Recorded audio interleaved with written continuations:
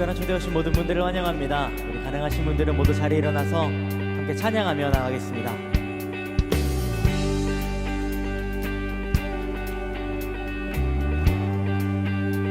찬양 중에 찬양 중에 눈을 들어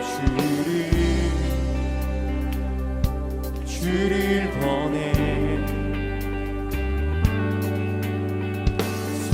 소망 중에 마음을 다해 주나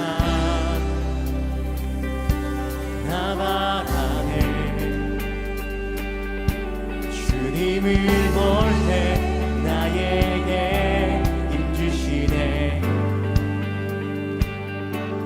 주님 안에 모든 두려움 사라져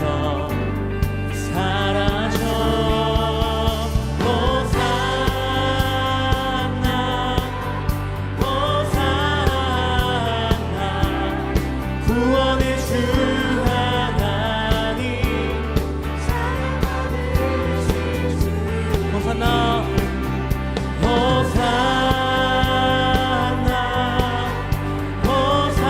호산나 내 안에 임하셔서 주님의 뜻 이루소서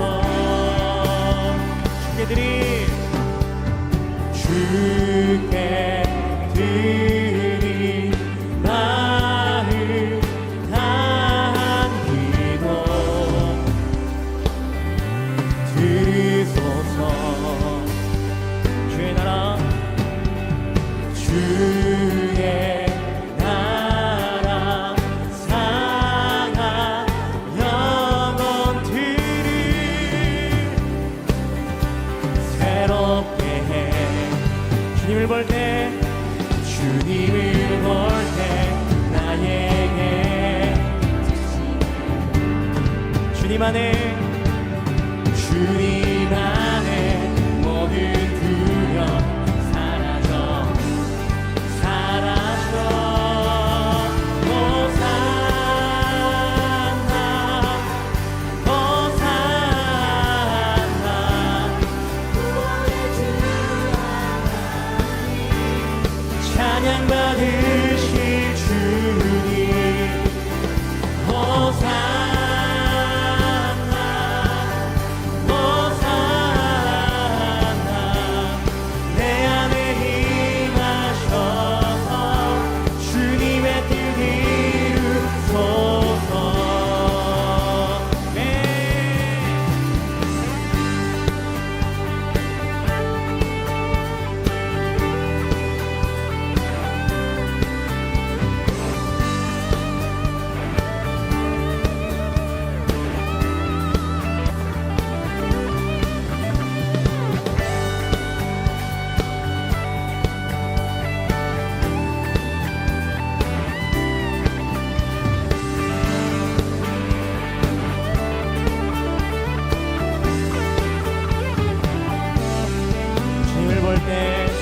주님을 볼 때 나에게 힘주시네 주님 안에 모든 두려움 사라져 주님을 볼 때 나에게 힘주시네 주님 안에 모든 두려움 사라져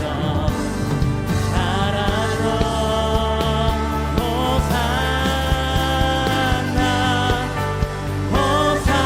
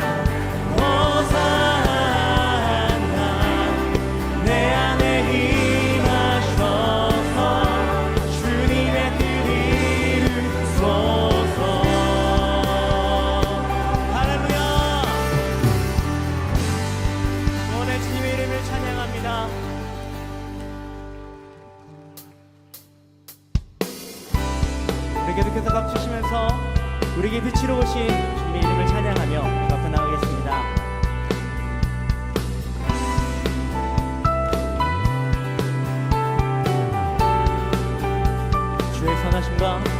주의 선하심과 진실함을 담기 원해. 그의 빛으로 나갈 때 그 성품 닮아가네. 빛을 닮아갈 때 주가 주신 자유함으로 어른대로 돌아와서 별같이 비추네. 주의 선하심과 진실함을 담기 원해. 그의 빛으로 나갈 때 그 성품 닮아가네. 빛을 닮아갈 때 주가 주신 자유함으로 옳은대로 돌아와서 별같이 비추네. 빛으로 비추시네. 빛으로 비추시네. 어둠이 드러나고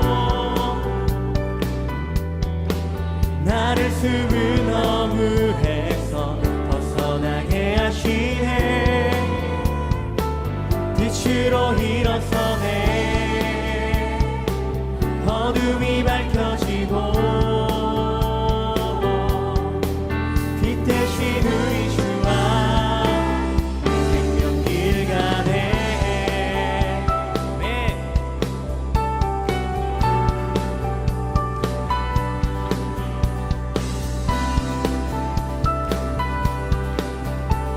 자, 우리 처음부터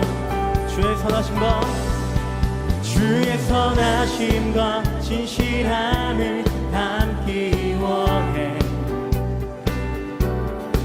그의 빛으로 나갈 때 그 성품 닮아가네. 빛을 닮아갈 때 주가 주신 자유함으로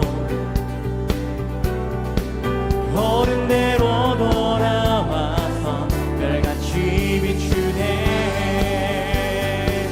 빛으로 비추시네. 어둠이 드러나고 나를 숨은 어물에서 벗어나게 하시네. 빛으로 일어서네. 어둠이 밝혀지고 빛 대신 우리 주와 그 생명길 가네. 빛으로 비추시네. 어둠이 드러나고 나를 숨은 어물에서 벗어나게 하시네. 빛으로 일어서네.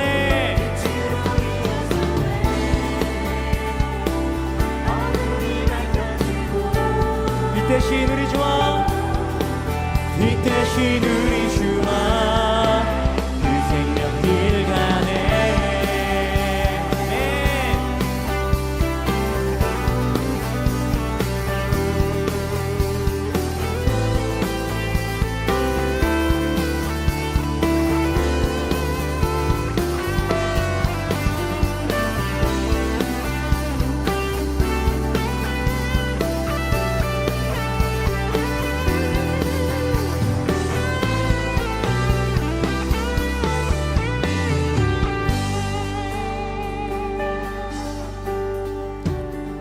내 영혼아 일어나 주의 빛 발하라.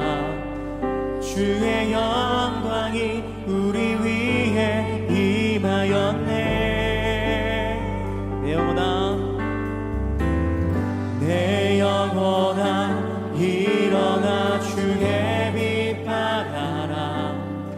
주의 영광이 우리 위에 임하였네. 믿음으로 고백합시다. 내 영혼아 내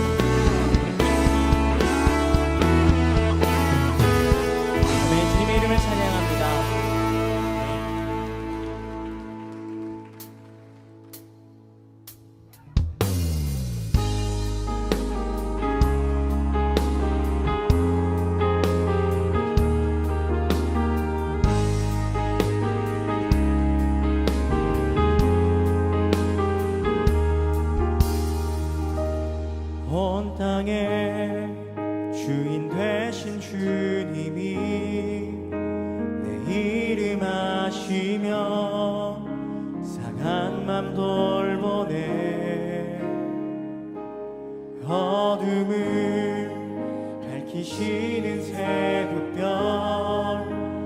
당황하는 내 맘 주의 길 비추시네 온 땅에 주인 되신 주님이 내 이름 아시며 상한 맘 돌보네 어둠을 밝히시는 새벽별 방황하는 내 맘 주의 길 비추시네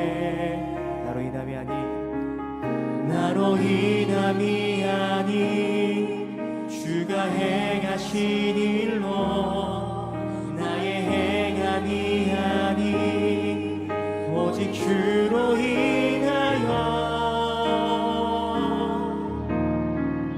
나는 늘 피었다시는 이름 없는 꽃과 같네 바다의 이름 파도 안개와 같지만 주는 나를 붙드시고 부르짖음 들으시며 날 귀하다 하시네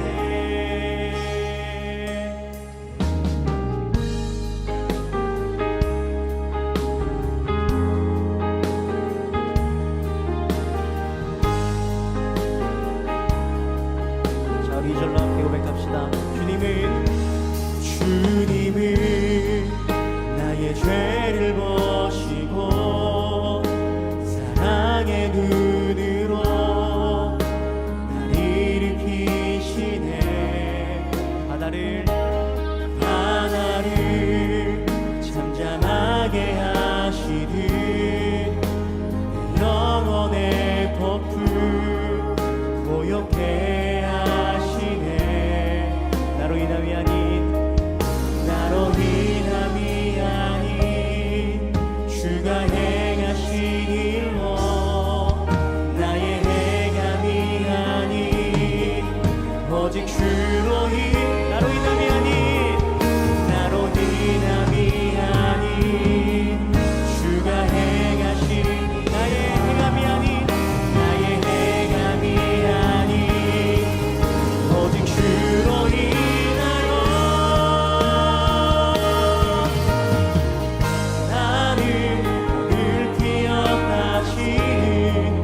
이름 없는 꽃과 같네 바다의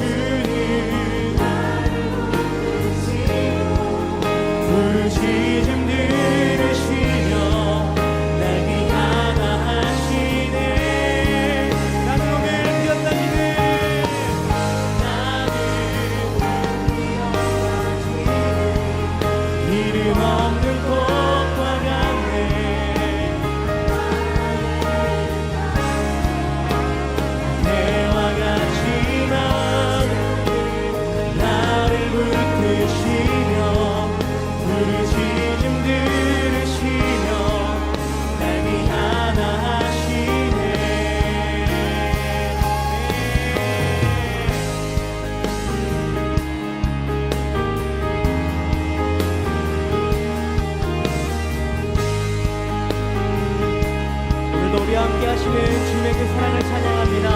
할렐루야. 우리 주님께 감사와 영광의 박수를 드립시다. 네.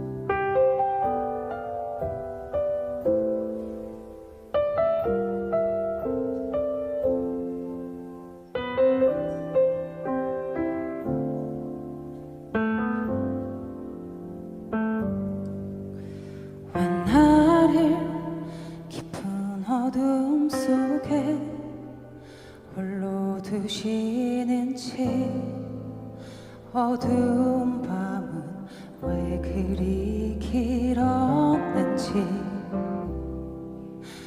나를 고독하게 나를 낮아지게 세상 어디도 기댈 곳이 없게 하셨네.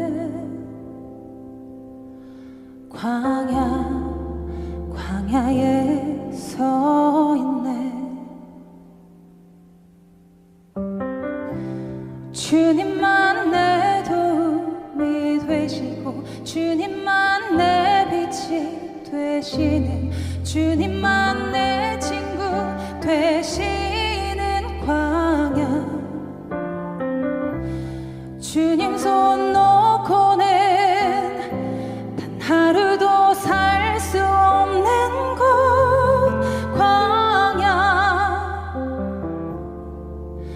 광야에 서 있네.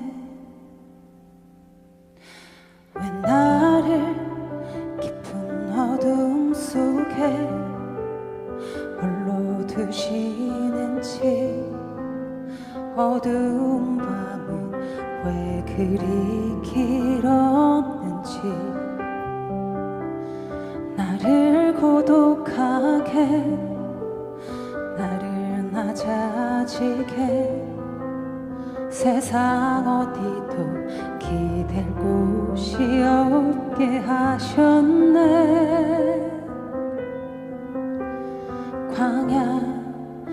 광야에 서 있네. 주님만 내 도움이 되시고 주님만 내 빛이 되시는 주님만 내 친구 되시는 광야. 주님 손 놓고는 단 하루도 살 수 없는 곳 광야.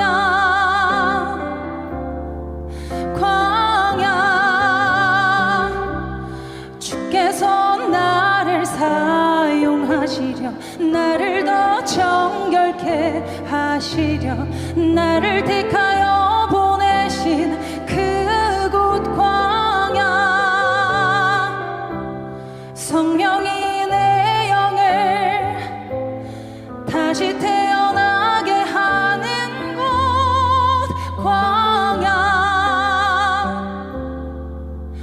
광야에 서 있네. 내 차가 산산이 깨지고 내려놓으라 했던 내 꿈도 주님 앞에 내려놓고 오직 주님 뜻만 이루어지기를 나를 통해 주님만 드러나시기를.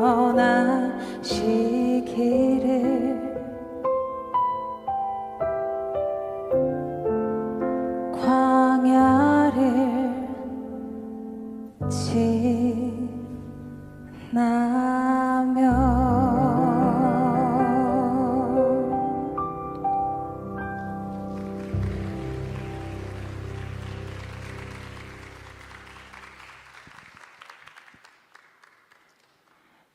안녕하세요. 반갑습니다. 저는 가수 공소원입니다.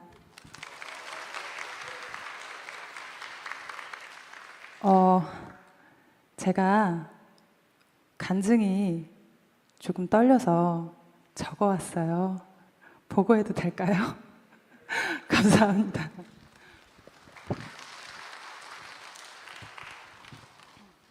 우선 이곳에서 이렇게 찬양할 수 있는 기회를 주신 우리 하나님께 진심으로 감사드립니다. 제 얘기를 하자면요. 저는 사실 되게 내성적인 사람 같아요. 학습된 외향인이라고나 할까요?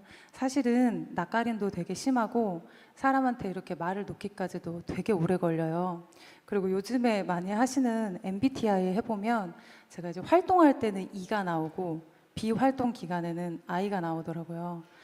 그만큼 제가 이렇게 노래하는 것보다 간증하는 게 힘이 드는 그런 성격인 것 같습니다. 그래서 저는 이렇게 특별한 간증보다 이 곡들을 선정한 이유에 대해서 적어왔어요. 첫 곡 광야를 지나며라는 곡인데요. 모든 분들이 다 그러시겠지만 저에게도 광야가 참 많았어요. 힘들고 어려운 일이 닥칠 때마다 왜 이런 시련이 나에게만 계속 찾아오는 걸까? 정말 고민도 많고 원망도 많았거든요. 근데 이 곡을 들은 후에 좀 마음 정리가 많이 됐어요.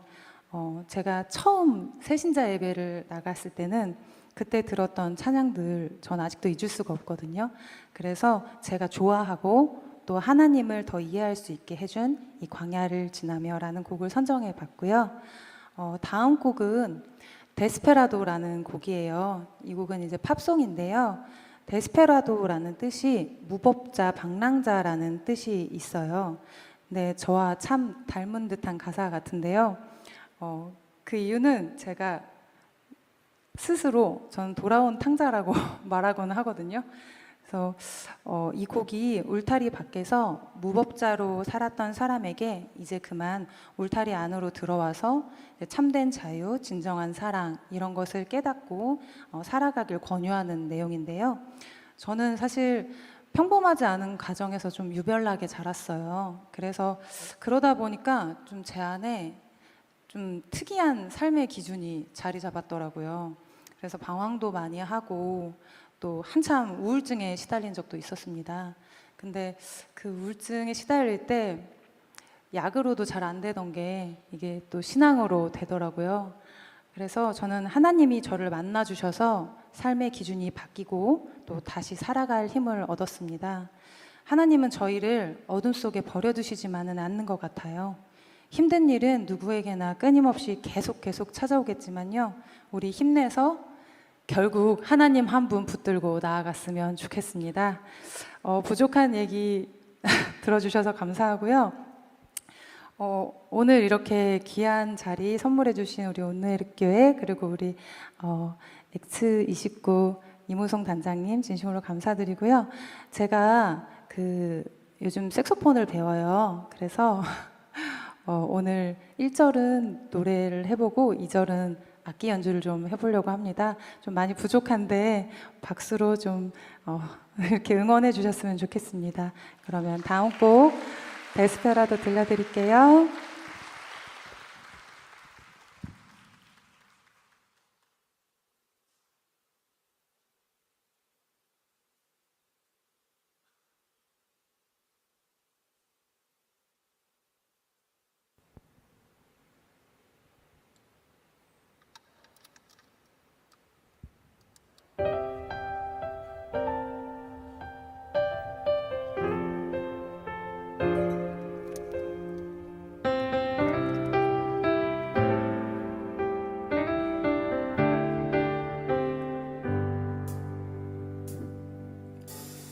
Desperado, why don't you come to your senses? You've been out riding fences for so long now. Oh, you're a hurt one. I know that you got your reasons. These things that are pleasing you can hurt you somehow. Don't you throw the queen of diamonds, boy. She'll beat you if she's able. You know the queen of hearts is always your best bet. And it seems to me so fine things have been laid upon your table, but you only want the ones that you can get. Desperado, oh, you ain't getting no younger. Your pain and your hunger, they driving you home. And freedom, oh freedom, well, they're just some people talking. Your freedom is walking through this world alone.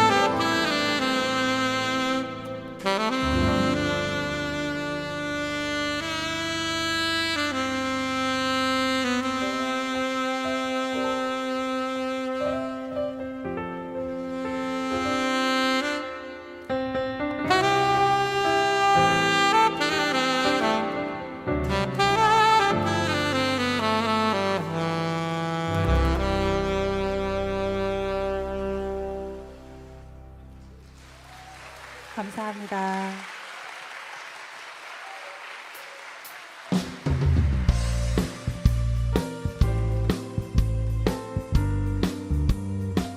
네, 저희 다시 한번 우리 공소원 자매님께 뜨거운 박수 한번 부탁드리겠습니다. 네, 여러분 진심으로 환영하고 축복합니다. 오늘 잘 오셨습니다. 이 시간에는 오늘 이 예배 처음 오신 분들 좀 축복하고 선물 전달하고 싶습니다. 오늘 이 예배에 처음 오신 분 계시면 우리 용기를 내서 손 한번 들어주시면 좋겠습니다. 오늘 처음 오신 분, 네, 중앙에 계시는 우리 뜨거운 박수로 한번 환영하겠습니다. 잘 오셨습니다. 네, 축복합니다. 네, 또 오늘 처음 오신 분 어디 계실까요? 우리, 네, 저쪽에 계십니다. 우리 박수로 환영하겠습니다. 네, 잘 오셨습니다. 축복합니다. 네, 우리 모시고 오신 분이 들어주셔도 되겠습니다. 오늘 처음 오신 분 어디 계실까요? 네, 우리 1층 앞쪽에 계십니다. 우리 뜨거운 박수로 환영하겠습니다. 네, 잘 오셨습니다. 네, 2층에도 혹시 처음 오신 분 계실까요? 네, 오늘 처음 오신 분들께서는 우리 같이 오신 분과 자리에서 잠시 일어나 주시면 저희가 축복하고 찬양하겠습니다. 우리 박수할 때 한번 일어나 주시면 좋겠습니다. 네, 저희 함께 축복하겠습니다. 너는 하나님의 사랑. 네, 저희 선물 전달하겠습니다. 하나님의 사랑. 나는 널 위해 기도하며 내 길을 축복할 거야. 너는 하나님의 선물, 사랑스러운 하나님의 열매, 주의 품에 꽃피운 나무가 되어줘. 네, 오늘 처음 오신 분들 자리에 앉으실 때 다시 한번 뜨거운 박수로 격려하겠습니다. 네, 저희 한 번 더 축복하고 싶습니다. 우리 이번에 축복할 때는 11월 생일 맞이하신 분들 좀 축복하도록 하겠습니다. 우리 11월 생일이신 분 어디 계실까요? 네, 앞쪽에 계십니다. 우리 박수로 환영하겠습니다. 네, 축복합니다. 축하드립니다. 네, 또 11월 생일 어디 계실까요? 네, 1층, 네, 저쪽에 계십니다. 우리 박수로 축복하겠습니다. 또 11월 생일 어디 계실까요? 네, 저쪽에도 계시네요. 우리 박수하겠습니다. 네, 축하하고 축복합니다. 네, 2층에도 혹시 계시면 손 들어주시면 좋겠습니다. 네, 11월 생일 맞이하신 분들도 한번 축복하도록 하겠습니다. 우리 자리에서 일어나시면 저희가 축복 찬양하겠습니다. 우리 박수할 때 한번 일어나주시면 좋겠습니다. 축복하겠습니다.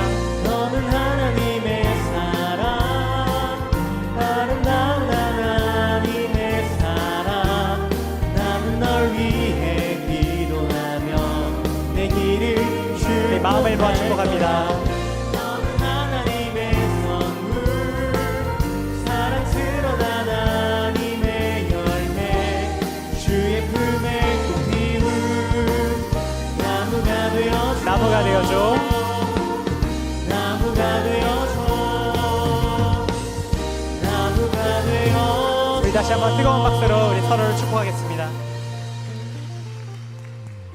네, 오늘 예배 처음 오신 분들께서는 예배 후에 시간이 괜찮으시면 잠시 그 자리에 남아주시길 부탁드립니다. 저희 스태프들과 인사하고 또 나눔 가지고 돌아가시면 좋겠습니다. 네, 저희 이어서 함께 주제 영상 보시고 우리 이후 순서 진행하도록 하겠습니다. 함께 영상 보겠습니다.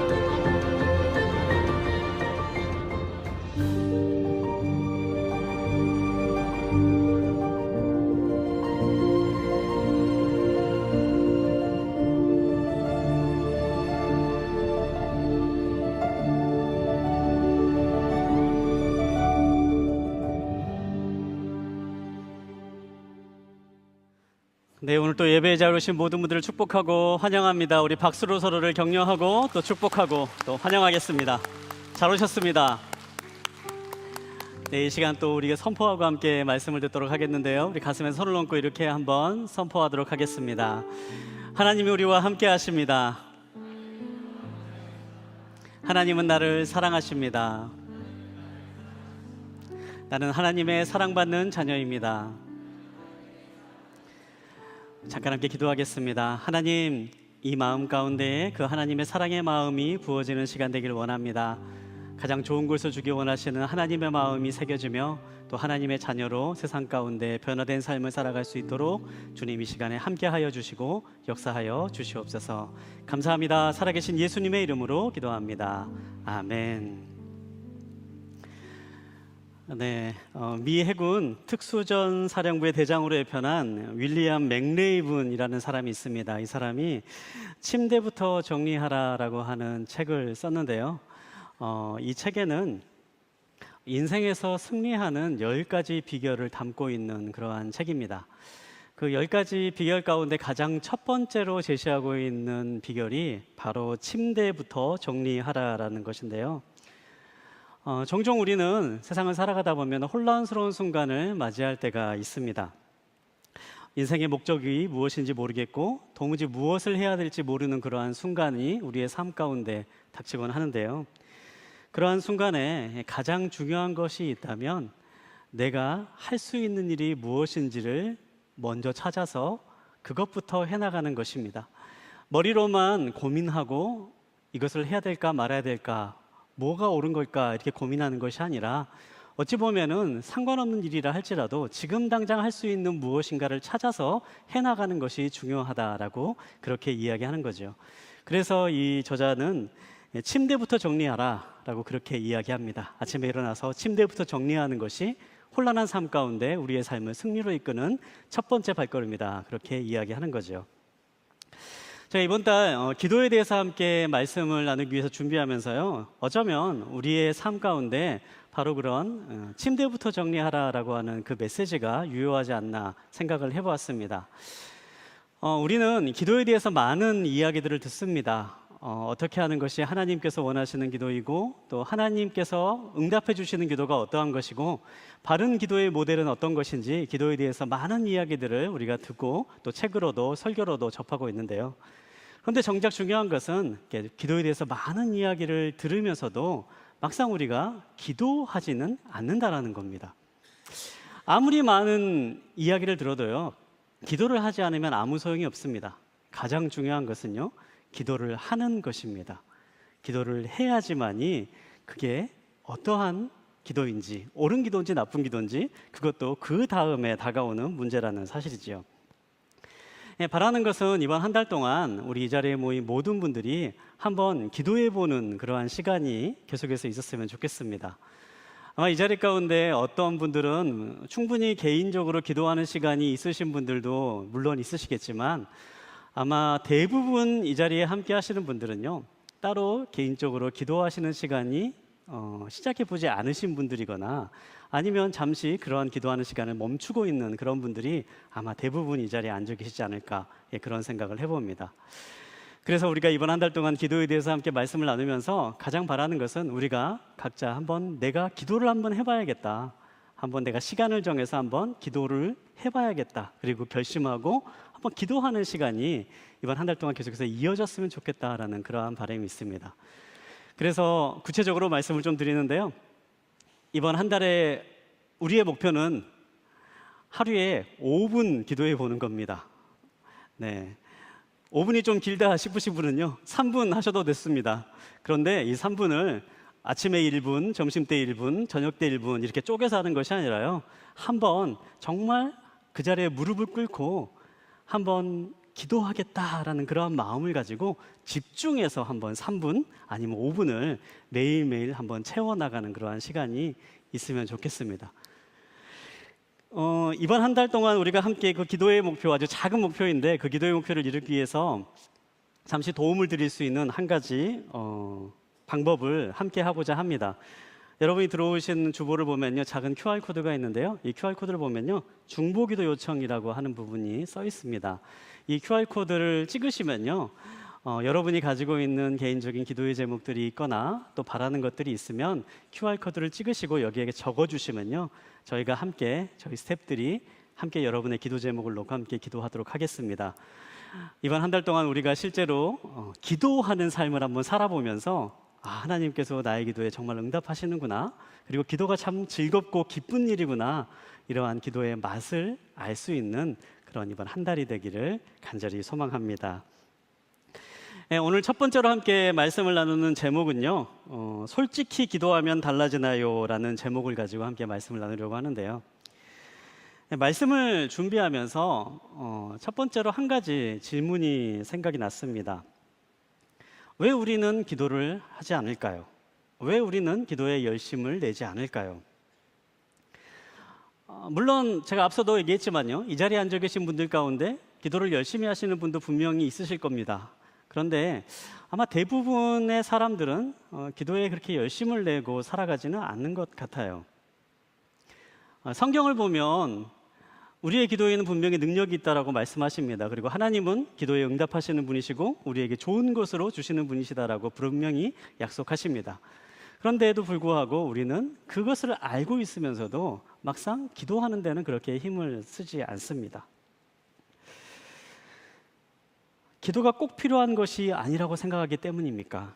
아니면 오늘 우리가 제목에서 함께 살펴본 것처럼 솔직히 기도하면 기도해야만 달라진다라고 그렇게 생각하지 않기 때문입니까?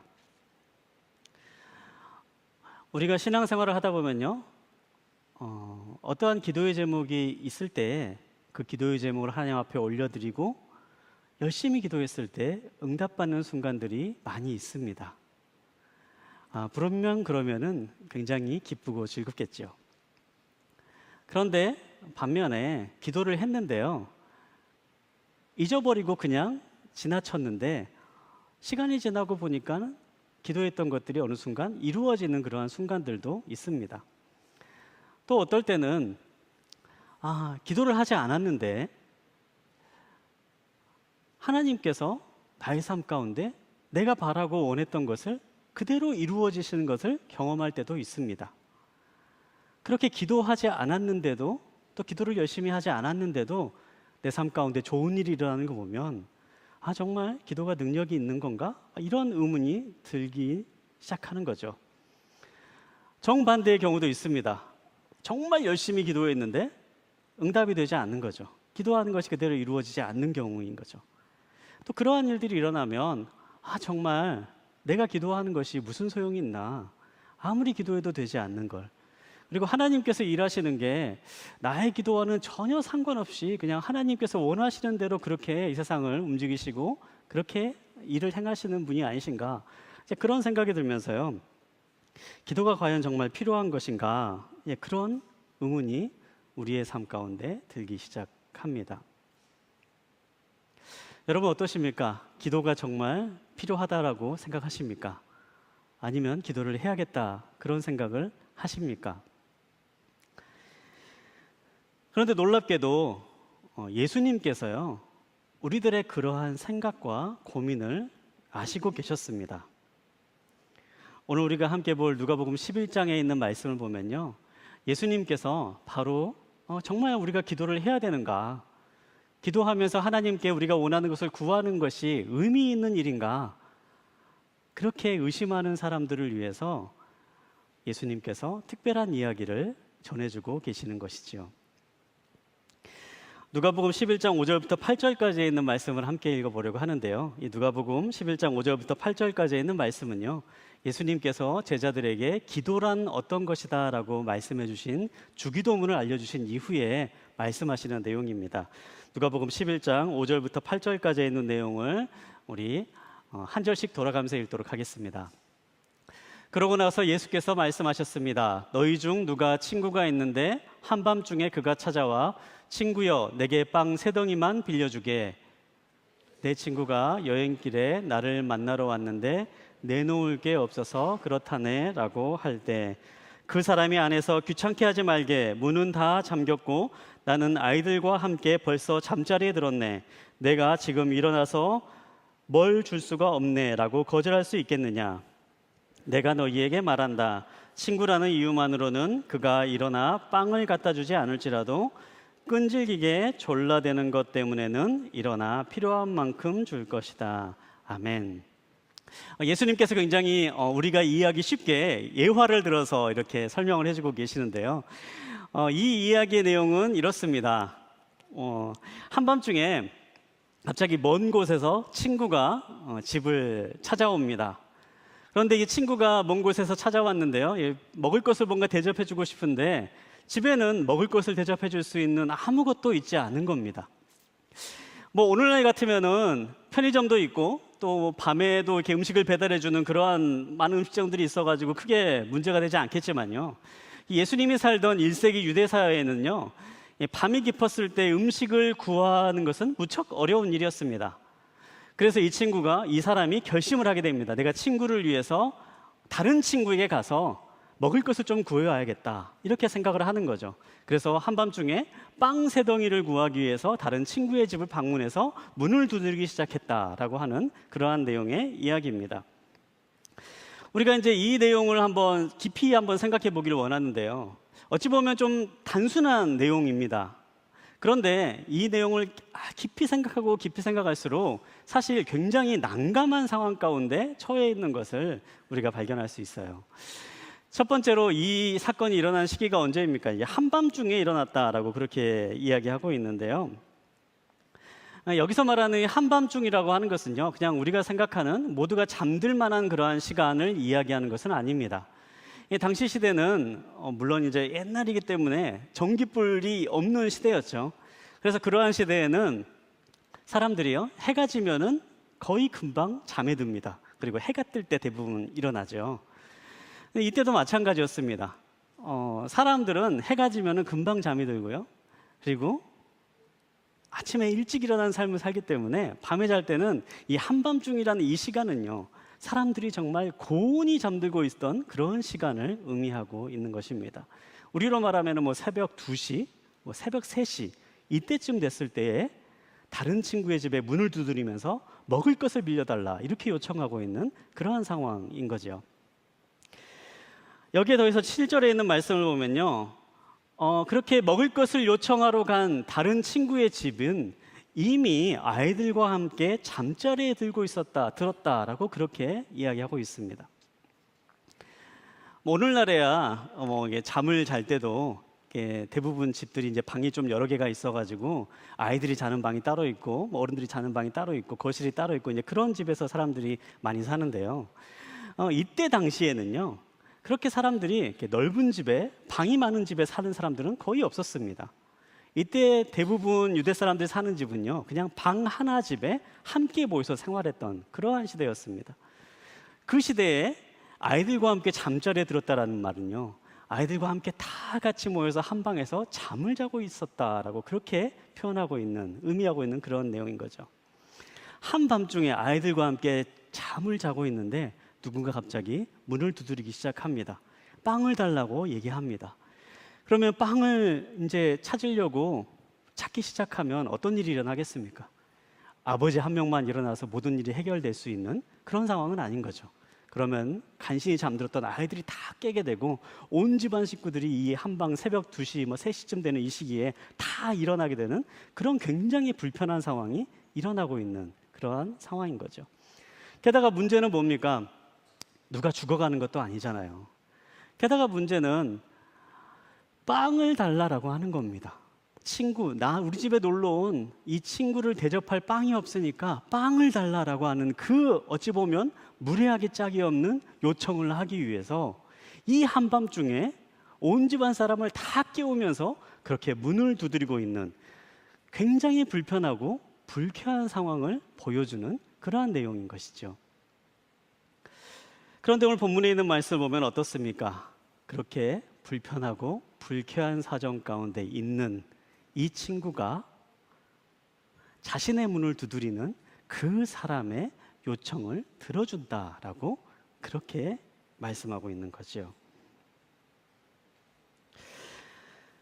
예수님께서는요, 과연 어떤 말씀을 하시려고 우리에게 이 이야기를 하시는 것일까요?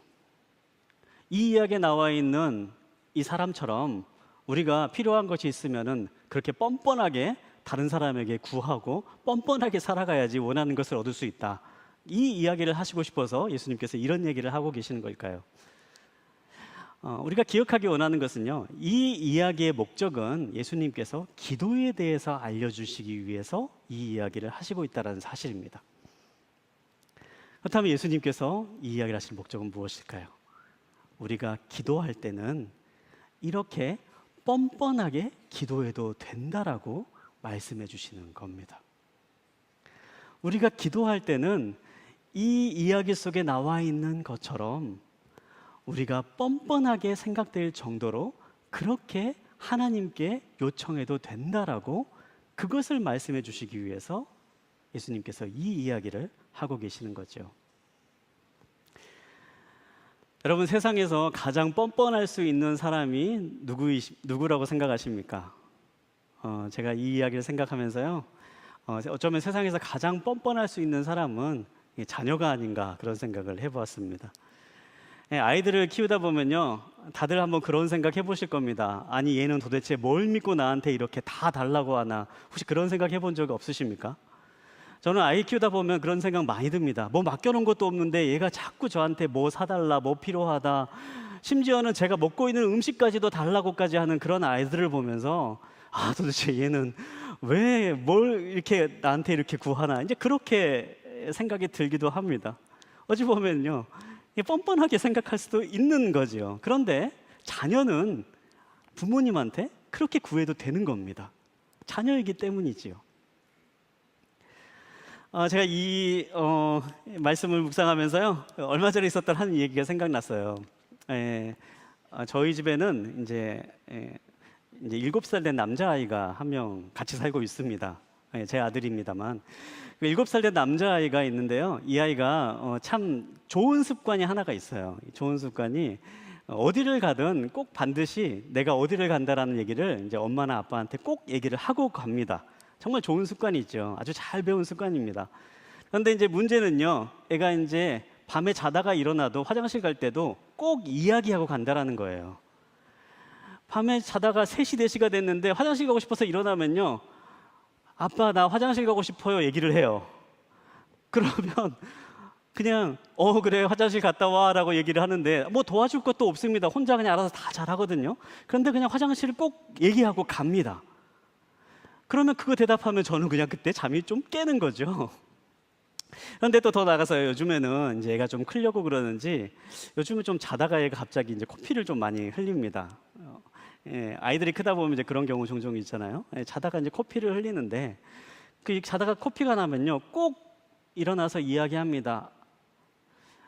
엄마를 찾으면 좋겠지만 아빠를 찾아요. 아빠 코피나 이렇게 얘기를 합니다.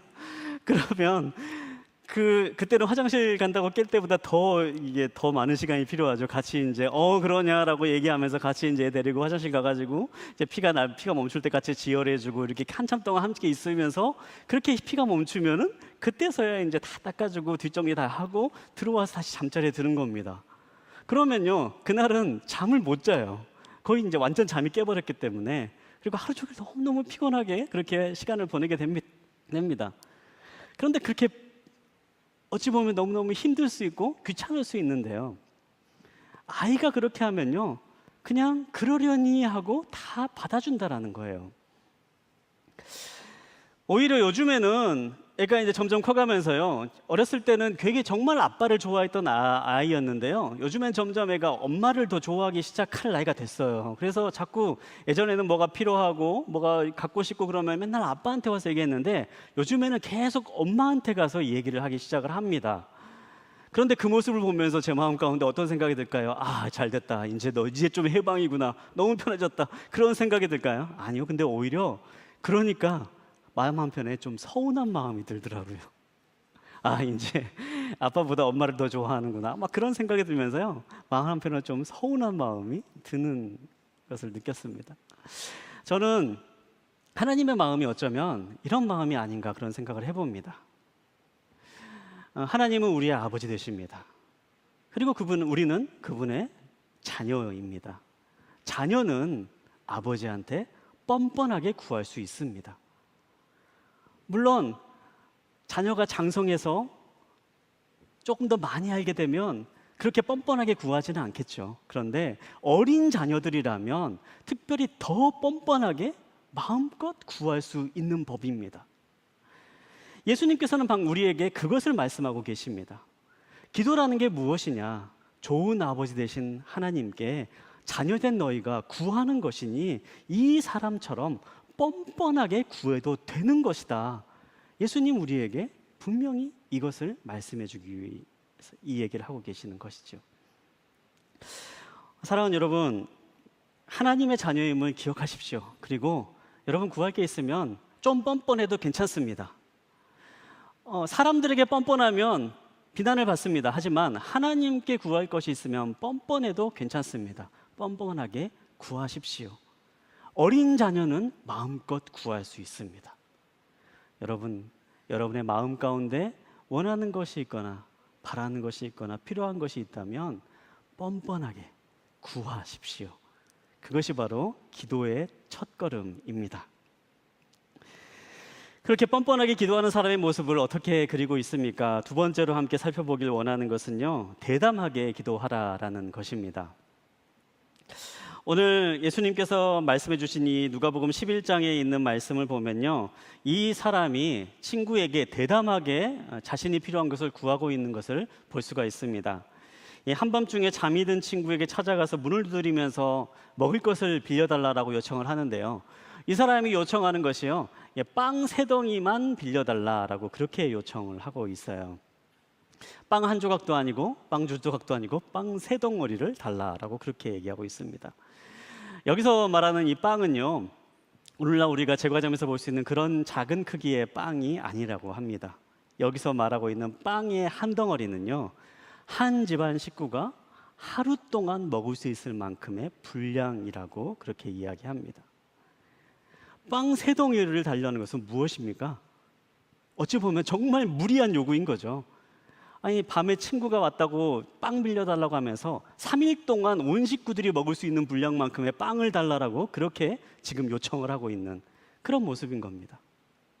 그런데 예수님은 이 이야기를 기도에 대해서 말씀하시면서 우리에게 전해주고 있으신 것이죠.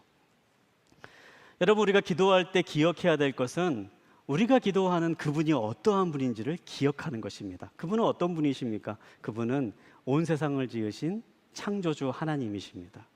그분은 이 세상의 모든 것을 다스리시는 분이시고요.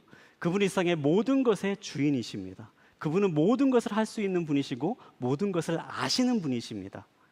그분은 내가 필요한 것이 무엇인지도 분명하게 아시는 분이시고 나에게 정말 중요한 것이 무엇인지도 아시는 분이십니다.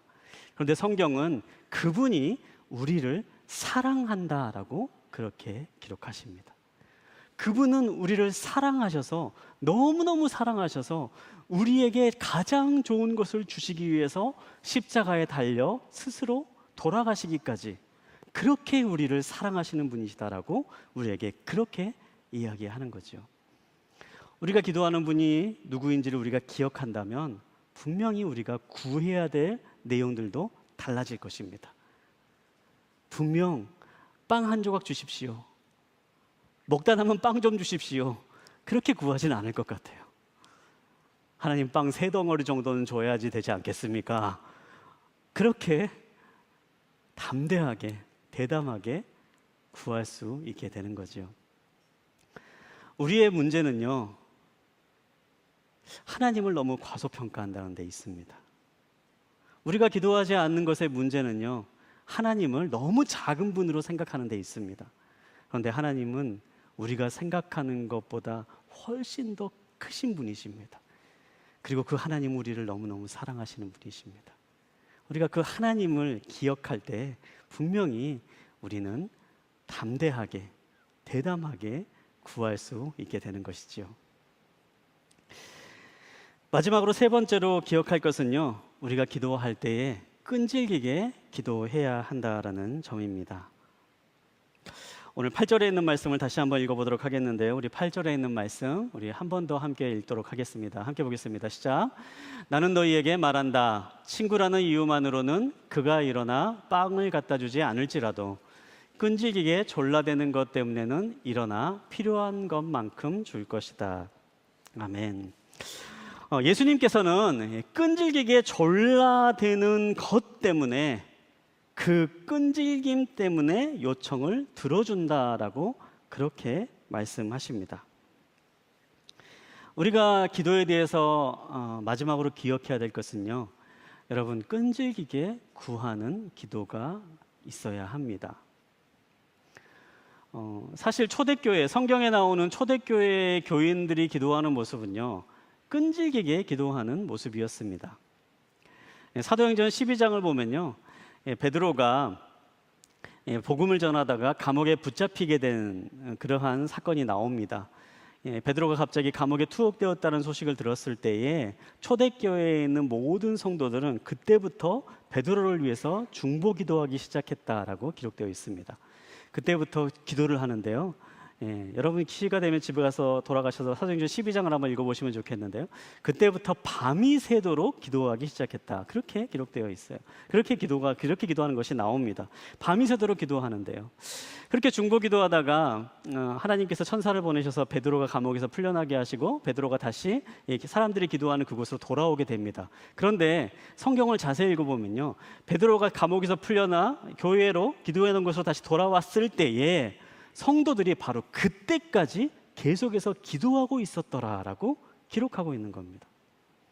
초대교회의 기도의 모습은요, 끈질기게 기도하는 거였습니다. 하나님께 한 번 기도하고 마는 것이 아니라, 하나님, 우리 베드로 사도를 지켜주십시오, 특별 기도에 한 번 하고 잊어버리고 끝나는 것이 아니라 그 기도가 이루어질 때까지 계속해서 기억하고 기도하는 사람들이었다는 사실이죠. 사도 바울도 마찬가지입니다. 사도 바울을 보면요, 사도 바울이 자신의 몸에 있는 육체의 가시를 하나님께 제거해 달라고 기도했다라고 기록되어 있습니다. 한 번 해서 안 낫자 2번 하고 3번 하고 여러 차례 기도했습니다. 그리고 사도 바울이 하나님으로부터 이 육체의 가시는 없어지지 않는 것이 하나님의 뜻이다라는 것을 분명하게 알고 난 이후에야 기도하는 것을 멈췄다라고 그렇게 기록되어 있습니다. 여러분, 무엇입니까? 적어도 기도하는 것을 멈출 때는요, 이것이 하나님의 뜻이 아니구나, 이것은 기도하지 않는 것이 좋은 거구나, 이 사인이 분명하게 올 때까지 계속해서 기도하며 끈질기게 구하는 기도를 했다라는 사실이죠. 여러분, 물론 이것이 우리가 기도할 때에 하나님께 치성을 드려야 된다. 예전에 새벽에 물 떠놓고 100일 기도를 드려야지만이 그렇게 그러면은 지성이면 감천이라 그래서 하늘이 감동해가지고 우리에게 어떤 좋은 것을 준다. 이것을 말하는 것은 아닙니다. 그리고 우리가 열심히 기도하면 이게 하나님을 우리 마음대로 조정해서 우리가 원하는 것을 받아낼 수 있다. 이것을 말하는 것도 아닙니다. 우리가 기억하기 원하는 것은 기도할 때에 너무 쉽게 포기해버리고 너무 쉽게 그만둬서 하나님께서 주시길 원하시는 좋은 것들이 이미 있음에도 불구하고 그 기도의 응답에 이르기까지 못하는 것이 너무나도 많다라는 사실이지요.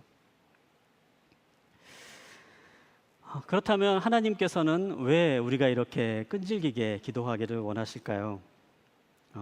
그것은 우리가 끈질기게 기도하는 순간, 그 순간 우리들의 믿음이 드러나기 때문이고, 또 그 순간 하나님의 영광이 우리들의 삶 가운데 드러나기 때문입니다. 다시 한번 누가복음 11장의 이야기로 한번 돌아와 보도록 할까요? 이 친구가 밤에 먹을 것을 달라고 친구의 집 문을 두드리고 있습니다. 몇 번 두드리다가 안에서 아무런 반응이 일어나지 않습니다. 먹을 것 좀 달라고 큰 소리로 외쳤는데도 아무런 얘기를 하지 않습니다. 그리고 조금 지났더니 너 나를 귀찮게 하지 말아라. 우리 집안 식구들 다 잠들었는데 왜 귀찮게 하냐. 그렇게 퉁명스럽게 얘기하는 그러한 이야기를 듣게 됩니다.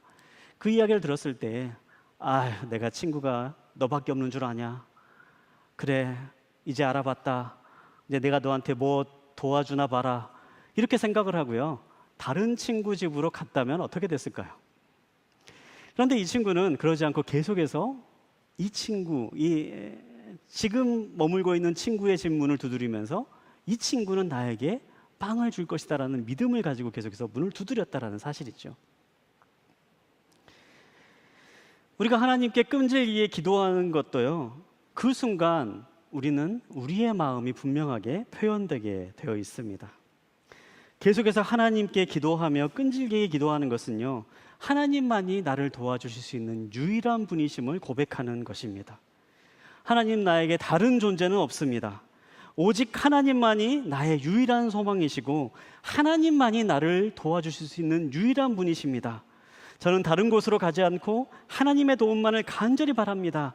이러한 마음을 가지고 하나님께 계속해서 끈질기게 기도하며 매달리게 된다는 거죠.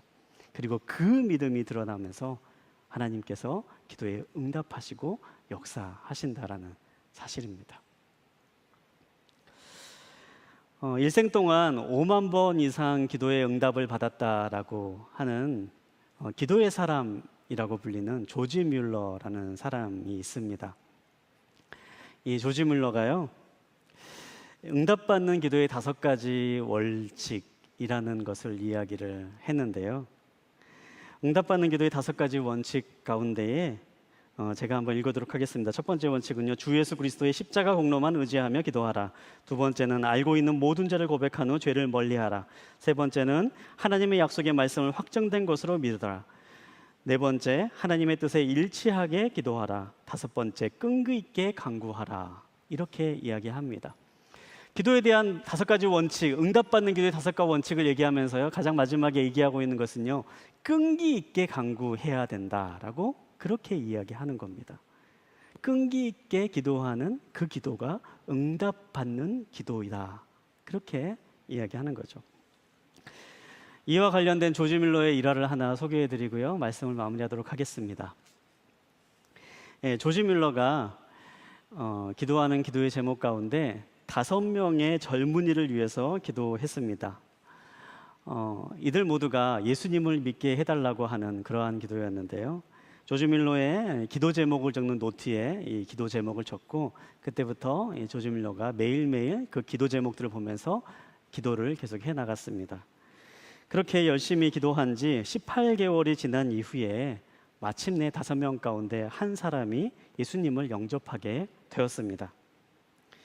18개월이라고 하는 그 말이요, 사실 500일 동안 계속해서 기도를 한 거죠. 500일 기도했더니 한 명이 구원받는 일이 일어난 것이죠. 그때 조지 밀러가 자신의 일기장에 이렇게 기록했습니다. 하나님, 기도에 응답해 주셔서 감사드립니다. 하지만 아직 4명이 더 남아 있으니 저는 계속해서 기도하겠습니다. 그렇게 기도하고요. 그리고 계속해서 또 그 기도의 제목, 하나님 이 4명을 구원시키기 위해서, 구원받기 위해서 하나님 그렇게 역사해 주십시오. 계속해서 기도하기 시작을 했습니다. 그렇게 다시 기도하기 시작한 지 5년이 지난 이후에 두 번째 친구가 예수님을 믿게 되었습니다. 그리고 난 이후에 조지 밀러는 또 계속 기도하기 시작을 합니다. 그리고 다시 6년이 지난 이후에 세 번째 친구가 예수님을 믿게 되었습니다. 그래도 조지 밀러는 계속해서 기도했습니다. 그렇게 36년이 지난 뒤에 노인이 된 조지 밀러는 일기장에 아직 회심하지 않은 2명의 친구를 기억하면서 이렇게 기록했습니다. 하나님께 소망을 두고 계속해서 기도할 것이다. 하나님의 응답을 구할 것이다. 계속해서 기도를 이어져 나가자 세 번째 친구가 회심한 지 52년이 지난 이후에 결국에는 마지막 두 친구도 예수님을 영접하게 되었다고 합니다. 조지 밀러가 처음 기도를 시작한 지 64년이 된 이후에 이 5명의 친구들이 모두 예수님을 영접하는 기도의 응답이 이루어진 것이죠. 기도의 사람이라고 불린 조지 밀러가 평생 동안 기도하면서 마음 가운데 붙잡았던 성경 말씀이 있다고 합니다. 누가복음 18장 1절에 있는 말씀인데요. 항상 기도하며 포기하지 않아야 된다. 이 문장을 마음 가운데 붙잡고 살았다고 하죠. 그리고 포기하지 않고 계속해서 기도의 자리로 나아갔을 때 그의 삶 가운데는 5만 번 기도의 제목들이 응답되는 놀라운 역사를 체험했다라고 그렇게 고백합니다. 사랑하는 여러분, 이번 한 달 동안 우리의 목표는 아주 단순합니다. 여러분, 하루에 3분만 함께 기도합시다. 여러분, 기도할 때 복잡하게 생각 안 하셔도 됩니다. 기도를 오랫동안 쉬셨던 분이 다시 기도한다라는 것, 그리고 기도를 안 하셨던 분이 기도한다라는 것은요, 어린 자녀가 아버지에게 구하는 것과 같습니다. 뻔뻔하게 구하십시오.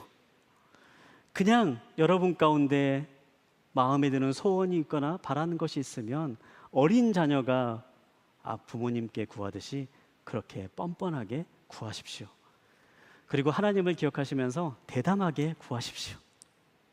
마지막으로 여러분, 끈질기게 구하십시오. 이번 한 달 동안 우리가 함께 기도하며 이 시간을 보낼 때에 기도의 기쁨을 느끼게 될 수 있게 되길 바랍니다. 그리고 기도를 통해서 역사하시는 또 하나님의 그러한 놀라운 은혜를 체험하는 이번 한 달이 되기를 주님의 이름으로 축복합니다. 함께 기도하겠습니다. 사랑하는 주님, 우리가 이번 한 달 동안 기도에 대해서 함께 말씀을 나누면서 무엇보다도 기도하는 시간을 우리의 삶 가운데 채우기를 소망합니다. 아주 작은 시간이지만 하루에 단 3분이라도 다른 것들을 다 내려놓고 우리의 무릎을 꿇고 하나님께 집중하며 하나님께 기도하며 나아갈 수 있게 되기를 소망합니다.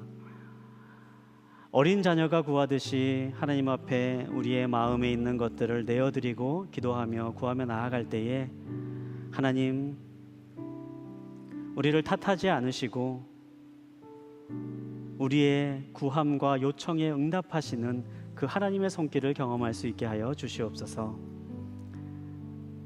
때로는 뻔뻔할지라도 우리가 생각하는 것보다 훨씬 더 큰 대담하게 기도할지라도 우리가 끈질기게 주님 앞에 기도하며 나아갈 그 순간에 하나님의 역사를 경험할 수 있게 하여 주시고 우리에게 좋은 것을 주시길 원하시고 우리를 선한 길로 인도하시는 사랑이 많으신 아버지 하나님의 그 손길을 경험하는 우리 모두가 될 수 있도록 주님 함께하여 주시옵소서. 그렇게 인도하실 주님의 이름을 찬양합니다. 이젠 우리를 구원하신 예수 그리스도의 크신 은혜와 하나님 아버지의 끝없는 사랑과 성령님의 교통하심이 오늘 이 자리에 나와 좋은 아버지 되시는 하나님을 기억하며 자녀된 자로서 하나님 앞에 나아가 무릎 꿇고 기도하는 삶의 자리를 시작하며 채워 나아가기를 소망하며 다짐하는 이 자리에 모인 모든 믿음의 식구들 머리 위에 그 가정과 일터와 자녀들 위에 이 나라의 민족과 열방에서 복음을 전하시는 선교사님 위에 이제로부터 영원히 함께 하시기를 간절히 축원하옵나이다. 아멘.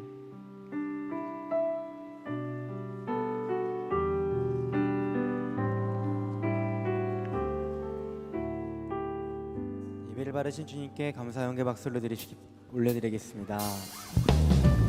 예배를 마쳤습니다. 평안히 돌아가시고 다음 주 이 시간에 다시 만나도록 하겠습니다.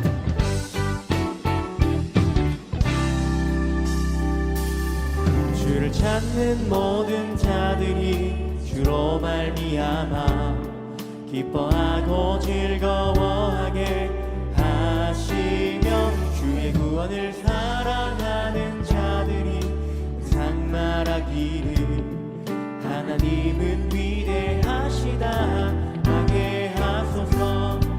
주를 찾는 모든 자들이 주로 말미암아 기뻐하고 즐거워하게 하시며 주의 구원을 사랑하는 자들이 상말하기를 하나님은 위대하시다 하게 하소서. 주는 나의 모든 나를 건지시느니 여호와여 지체 말고 내게 임하소서. 가난하고 궁핍한 내 마음 가운데 여호와여 속히 임하소서.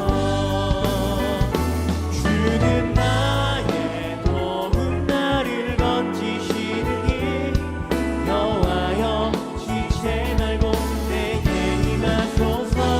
가난하고 궁핍한 내 마음 가운데 여호와여 속히 임하소서. 여호와여 속히 임하소서. 여호와여 속히